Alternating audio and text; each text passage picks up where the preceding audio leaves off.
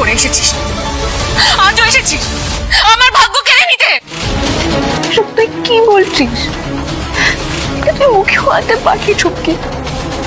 ঠাম্মি বলে দেয়, দাদু ভাই তোমাকে যদি বাড়িতে ঢুকতেই হয় তাহলে ওর হাত ছেড়ে দিয়ে ঢুকতে হবে। তখন অভি বলে, না ঠাম্মি, এই হাত আমি কোনোদিনও ছাড়বো না, সেই প্রতিজ্ঞায় আমি ওকে করেছি। আমি ছুটিকে ভালোবাসি।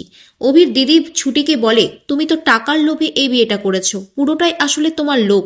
দেখেছে বড়লোক বাড়ির ছেলে। অভি বলে, মুখ সামলে কথা বল দিদি ভাই, একটাও যদি আর খারাপ কথা তুই ছুটিকে বলেছিস, আমার থেকে খারাপ কেউ আর হবে না। ওকে খারাপ কথা বলা মানে আমাকেও বলা। ঝুমকি ভাবে সব কিছু আমার জিনিস ভেবে এতক্ষণ তো কিছুই আমি চুরি করিনি। এই সব কিছু ছুটির হওয়ার আগেই গয়নাগুলো নিয়ে আমাকে ভাগতে হবে। কিছুতেই আমি ছুটির হতে দেব না। এনগেজমেন্টের সমস্ত গয়না আমাকে হাতাতে হবে। বিয়েটা যখন হলোই না, এই লাখ লাখ টাকার গয়নাগুলো তো হাতাতেই হবে।